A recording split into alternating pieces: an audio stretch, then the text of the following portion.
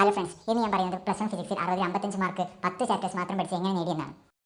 ഞാൻ 10 ചാപ്റ്റേഴ്സ് മാത്രം പഠിച്ചിട്ടുണ്ടായിരുന്നുള്ളൂ എങ്കിലും പക്ഷേ ആ പാഠത്തിലെ A to Z കാര്യങ്ങൾ എനിക്കറിയുന്നു. ഒരു പോർഷൻ പോലും സ്കിപ്പ് ചെയ്യാതെയാണ് ഞാൻ പഠിച്ചിട്ടുള്ളത്. ഞാൻ മുമ്പുള്ള വീഡിയോയിൽ പറഞ്ഞ പോലെ തന്നെ നിങ്ങൾ ഇമ്പോർട്ടൻറ്റ് കാര്യങ്ങൾ മാത്രം പഠിച്ച് ചാപ്റ്റർ കവർ ചെയ്തതെന്ന് ഉറപ്പിക്കാതെ കംപ്ലീറ്റ് ഓരോ സിംഗിൾ ഡീറ്റെയിൽസ് പോലും നിങ്ങൾ നോട്ട് ചെയ്ത് നിങ്ങൾ ഫിസിക്സ് പഠിക്കണം.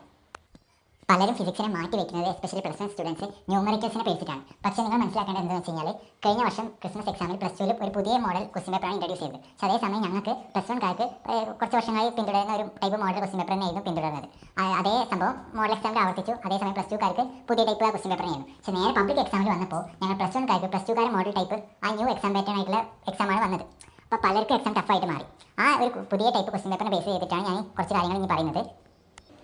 ആ ലേറ്റസ്റ്റ് ക്വസ്റ്റ്യൻ പേപ്പർ പ്രകാരം ഞങ്ങൾക്ക് ഡെഫിനീഷൻസ്, അതായത് ഇന്നത് എന്തെന്ന് ഡിഫൈൻ ചെയ്യുക എന്ന തരത്തിലുള്ള ക്വസ്റ്റ്യൻസ് വന്നത് 23.5 മാർക്കിനാണ്.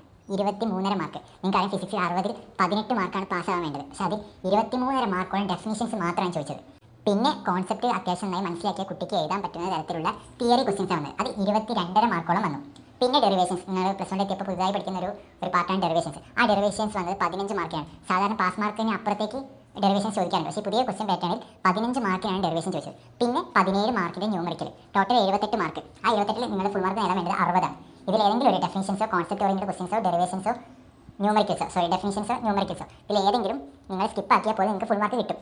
ഞാൻ പറഞ്ഞു ഡെഫിനിഷൻസ് 23.5 മാർക്കിന് ചോദിച്ചത്. അപ്പോൾ അത് ഈസി ആയി കിട്ടുന്ന ഒരു മാർക്കാണെന്ന് കരുതാം. പക്ഷേ ഈ ഡെഫിനിഷൻസ് ചോദിക്കാൻ നമ്മൾ ഒരിക്കലും ശ്രദ്ധിക്കാതെ പോകുന്ന ടെക്സ്റ്റ് ബുക്കിലെ വളരെ മൈന്യൂട്ട് കാര്യങ്ങളാണ് ഈ ഡെഫിനിഷൻസ് ചോദിക്കുന്നത്. ഉദാഹരണത്തിന് നിങ്ങൾ ആദ്യമായി പഠിച്ച യൂണിറ്റ് മെഷർമെന്റ് പാഠത്തിൽ ഞങ്ങൾക്ക് പബ്ലിക് എക്സാമിൽ വന്ന ഡെഫിനിഷൻ ക്വസ്റ്റ്യൻ എന്ന് വെച്ചാൽ ഡിഫൈൻ യൂണിറ്റ് എന്ന ക്വസ്റ്റ്യാണ്. ഒട്ടുമിക്ക യൂട്യൂബ് ചാനൽസും യൂണിറ്റുമായി ബന്ധപ്പെട്ട ഒരുപാട് അൺഇമ്പോർട്ടൻ്റ് ആയ കാര്യങ്ങൾ പഠിപ്പിച്ചു ടെക്സ്റ്റ് ബുക്ക് കവർ ചെയ്യണമെന്നുള്ളതിൽ. പക്ഷേ ആരും യൂണിറ്റ് എന്നത് എന്താ എന്നുള്ളൊരു കറക്റ്റ് ഡെഫിനിഷൻ പഠിപ്പിച്ചിട്ടുണ്ടായിരുന്നില്ല.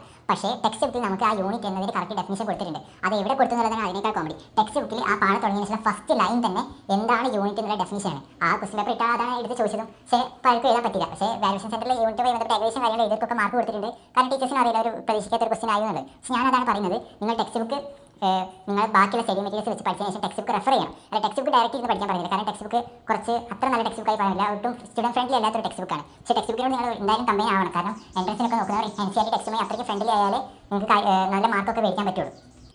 അപ്പോൾ നിങ്ങൾ പഠിച്ച് കഴിഞ്ഞതിന് ശേഷം നിങ്ങൾ ടെക്സ്റ്റ് ബുക്ക് എടുക്കുക. ടെക്സ്റ്റ് ബുക്ക് എടുത്തിട്ട് ജസ്റ്റ് ഒന്ന് വായിക്കുക. അപ്പോൾ നമ്മൾ എന്തെങ്കിലും മിസ് ഔട്ടായി എന്തെങ്കിലും പോയിന്റ്സ് എടുക്കാതെ ജസ്റ്റ് ഒന്ന് മാർക്ക് ചെയ്തിട്ട് അല്ലെങ്കിൽ മിസ് ഔട്ടായി പോയിന്റ്സ് എക്സ്ട്രാ എടുത്ത് വേറെ പേപ്പർ എഴുതി വയ്ക്കുക. എന്നിട്ട് നിങ്ങൾ വീണ്ടും പഠിക്കുന്ന സ്ഥലത്ത് നിങ്ങൾ കയ്യിലുള്ള സ്റ്റഡി മെറ്റീരിയൽസ് വെച്ച് പഠിക്കുക. എന്നിട്ട് ഈ ടെക്സ്റ്റ് ബുക്കിൽ മാർക്ക് ചെയ്ത ചില സംഗതികൾ അതിൻ്റെ ഒപ്പം ചേർത്ത് പഠിക്കുക. അങ്ങനെ ചെയ്താൽ തന്നെ ഫിസിക്സിലെ ഡെഫിനിഷൻസിൻ്റെ കാര്യത്തിൽ ആ കംപ്ലീറ്റ് മാർക്ക് കിട്ടും. പിന്നെ കോൺസെപ്റ്റ്, അത് നിങ്ങൾ കോൺസെപ്റ്റ് കംപ്ലീറ്റ് മനസ്സിലാക്കി കഴിഞ്ഞാൽ കിട്ടാവുന്ന മാർക്ക് കോൺസെപ്റ്റിലുള്ളൂ. ഡെറിവേഷൻ പിന്നെ നിങ്ങൾ അതിൻ്റെ സ്റ്റാർട്ടിങ് എവിടെയാണ് സ്റ്റാർട്ട് ചെയ്യുന്നത്, എവിടെയാണ് നമ്മൾ ഡെറിവേഷൻ അവസാനിപ്പിക്കുന്നത് കൃത്യമായ ബോധത്തോടെ ചെയ്യാം. ഒരിക്കലും ഞാൻ ഡെറിവേഷൻസ് കാണാപ്പാടം പഠിച്ച് പോകുകയെന്ന് അപ്പുറത്തേക്ക് മനസ്സിലാക്കി ചെയ്യാൻ പഠിച്ചാൽ ഡെറിവേഷൻസ് എത്ര ഡെറിവേഷൻസ് നമ്മൾ ബൈഹാർട്ട് ചെയ്ത് കഴിഞ്ഞാലും മറന്നു പോകില്ല.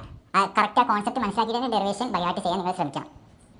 അത്രയാണ് എനിക്ക് ഫിസിക്സിനെ കുറിച്ച് ബേസിക്സ് ആയിട്ട് പറയാനുള്ളത്. ഞാനിങ്ങനെ വേണമെങ്കിൽ ഓരോ ചാപ്റ്ററിൽ നിന്നും എന്തൊക്കെ കാര്യങ്ങളാണ്, അതെങ്ങനെയാണ് പഠിച്ചത്, അതെങ്ങനെയൊക്കെ അവിടെ കാര്യങ്ങൾ ശ്രദ്ധിക്കാൻ പറ്റി ഞാൻ വേണമെങ്കിൽ വേറെ വീഡിയോസ് ചെയ്യാം. അപ്പോൾ നിങ്ങളുടെ അഭിപ്രായം അറിയിക്കുക. അപ്പോൾ ശരി, നടക്കണം.